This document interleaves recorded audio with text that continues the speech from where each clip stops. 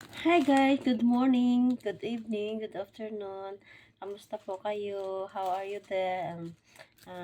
Lalo na sa mga kapwa ko OFW, mga Pilipino, mag-ingat po tayo kahit saan tayong sulok ng mundo. Maisi-share lang po ako sa inyo guys. Kasi kahapon, kahit maulan, binigyan po ako ng friend ko ng orange kasi kahapon marami sila doon orange doon sa amo niya. Pero nagpapaalam naman siya sa amo niya 'pag namigay siya dito sa akin. Kasi dalawa lang kami ditong Pinay na dito banda nakatira na siya naman doon wala siyang alaga. Pero kumbaga yung amo niya may shop lang na motor, ganun. Ako naman dito may alagang matanda.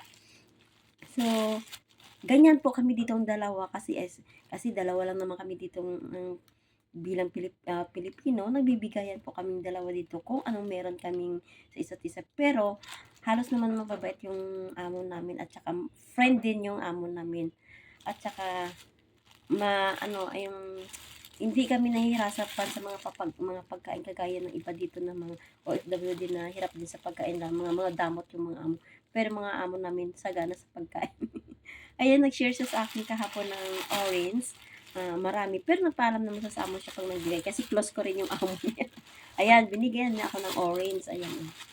Tapos, ah, kalabasa. Ito, paborito ko pa naman yung kalabasa. Sabi sa akin, Rose, bigyan kita ng kalabasa. Sabi niya marami dito, pero nagpaalam din ako sa amo. Ayan. Sabi ko, sige. Sabi ko, ng paborito ko yan. Sabi niya, malabo daw ito. Tsaka yung malamis-namis. Sabi niya sa akin. Sabi ko, sige.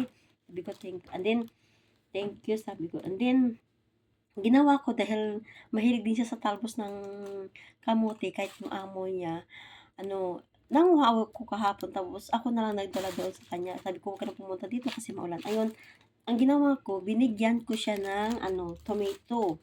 Ayan, yung mga kamatis ko guys. Eh. Ayan. Yan. Yan po. Yan po yung mga kamatis ko. Ayan, ngayong umaga, nag-harvest na naman ako kamatis din. Ito yung, yung, may carrots pa. Ito yung unang-una ko rin na harvest ng mga kamatis ko. Ayan. Ayan. Mamaya ayanin ko to. Sobrang hinog na. Ayan. Kaya, binigyan ko rin siya ng kamatis kahapon. Tapos, marami din ako ng sitaw doon sa garden ko. Ayan po. Binigyan ko rin po siya ng sitaw. Galing din po yan sa mga garden ko at nanguha ako kapon ng talbos ng kamuti at binigay ko sa kanya. Yun yung pinalit ko sa kanya na binigay niya sa akin ng kalabasa at saka orange. Natutuwa naman ako kasi siyempre ganyan po kami dito magkaibigan yung dalawa. Nagbibigayan po kami sa isa't isa. Kung anong meron ako dito, sinishare ko sa kanya. Kaya lang minsan, mas marami din siya doon. Yan. Kasi sa bandang province ng Taiwan na ito ay maraming sariwa ng mga gulay at saka prutas. Ako naman kasi wala ako masyadong ginagawa kasi yung alaga ko naglalakad din at tahimik lang yan. Tsaka hindi siya yung makulit. At saka yung alaga ko, upo, tulog lang yan. Naku, kung sabayan mo siya, ay naku, mas lalo ka mananaba sa kanya. Ayan, kaya ang ginagawa ko, nagagarden po ako at binigyan talaga ako ng space ng amo ko ng lote na paggawaan ko ng garden kasi nagpatayo din siya ng garay na sobrang laki dyan sa bakanting lote. Pero may malawak pa rin siya na bakanting lote. Tapos nung nakaraang mga taon, nagpagawa din siya dyan ng apartment yan. Pero parang nag-isang taon na may tumitira na dyan. Yan, malawak kasi yan dyan yung lote niya. Yun. Ito, nagagarden po ako, kahit anong klaseng gulay lang na pwede. Ito kasi, yung hindi naman ako bumibili ng binhi.